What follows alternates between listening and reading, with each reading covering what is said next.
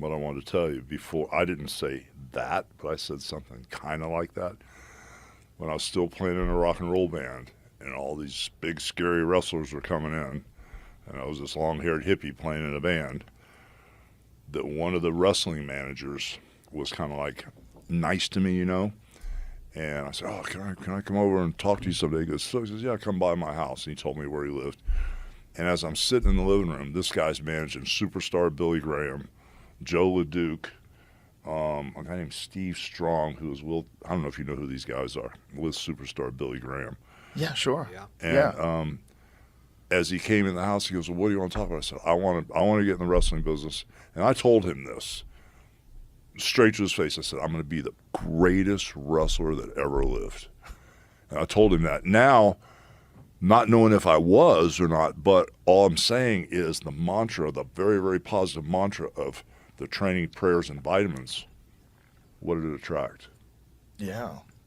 You know, and nothing against a lot of the other wrestlers. I wasn't Mr. Perfect throwing bubble gum. I wasn't doing the Undertaker with death and body bags. I wasn't doing the Stone Cold thing, drinking beer, and he's a huge wrestler. All these guys are. Undertaker, they're all huge. But for me, that training, prayers, and vitamins, I just wanted to really get in the wrestling business and make a living. You know, I didn't know that it was going to spiral like that. Well, how could you? No. But he's saying he knew it. I didn't know it. I just said it. Right. Like it was already done, and just threw it out there. And I'm sure there's a lot of other people that said it and didn't make it, though. That's the problem. We're not factoring those people in.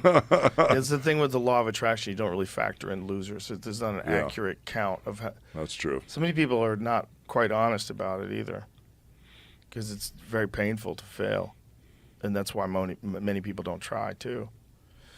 It's I don't know. It's interesting, but it's interesting to me to see a guy like you with a very positive mindset and this new sort of appreciation for your faith, and that you're showing great benefits from it. There's times when people. Do you know the story of Oliver Anthony? Do you know who Oliver Anthony is? No, I don't. He's this guy who was the #1 song in the country, and he recorded it in his backyard in Is this the Virginia. red-haired kid we're talking about? Yes. Oh, yeah. So this guy gave himself to Christ like 30 days ago, and was having all sorts of problems with substance abuse and the normal chaos, and he hit rock bottom, and like I don't want to speak for him. I don't know what he actually said, but it was something to the tune of, "Please God, if you can straighten my life, if you could just straighten my life out, I will dedicate myself to you, and I'll be on the right track." And then 30 days later, he's clean, and he hits with this insane song. Do you know the song? Yeah, yeah. Play that song, Jamie, because this song is insane. And this guy doesn't have a label. He's not attacked. He won't sign anything. People are trying to get him to sign things. They're offering him like millions of dollars. And he's like, nope, I'm not signing shit. I'm gonna be myself and be independent. Himself. Listen to this. Yeah, this is amazing.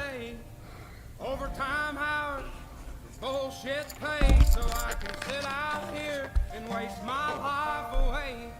Drag back home and drown my troubles away. It's a damn shame what the world's gotten to. For people like me, people like you, wish I could just wake up and it not be true, but it is. It's such a simple song. Yeah. With just what kind of instrument is that? That's not a banjo, right? It's a guitar. No, it's a guitar. He's got a capo on it. He's playing way high up on the neck.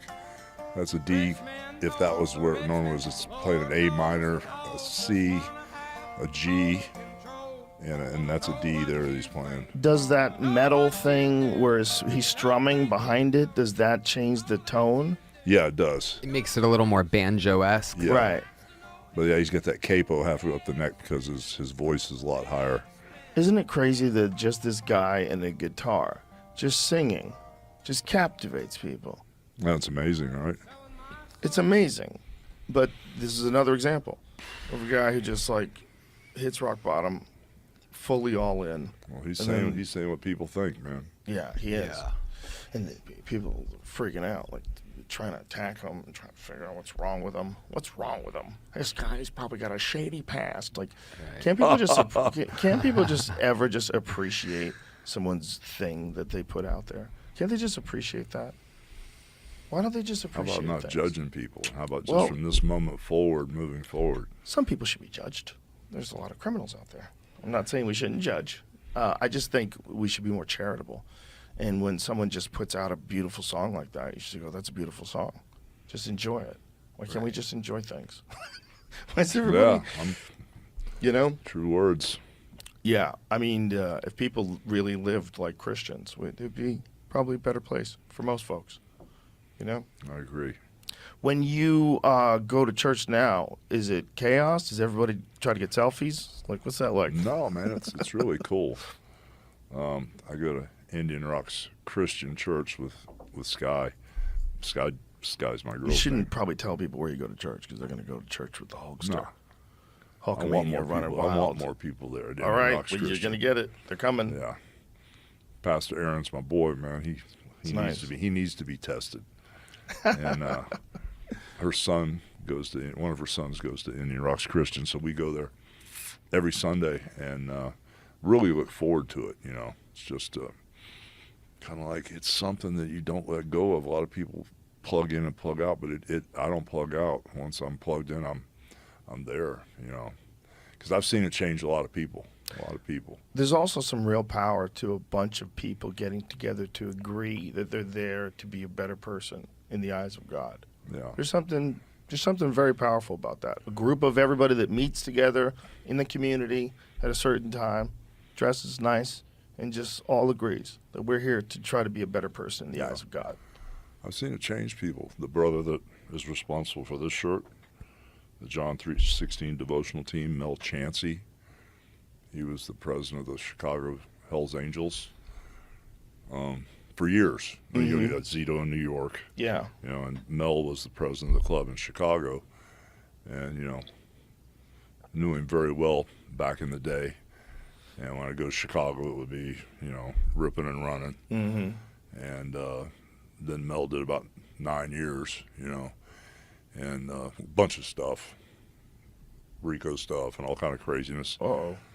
And actually, when Mel came out, he tried to get a hold of me. I had second thoughts, going, "Whoa, what's up with the brother here?" You know, Right. haven't seen him for a while, you know. And one of the last times I saw him, you could probably pull it up, is when we were in Knoxville, and I had the Hells Angels circling the ring on their Harleys. You know, they said I didn't have any backup, and so I made a phone call because I got a bunch of friends back in the day that were in the club, and so they all showed up in Knoxville, and that's the last time I saw Mel before he went away.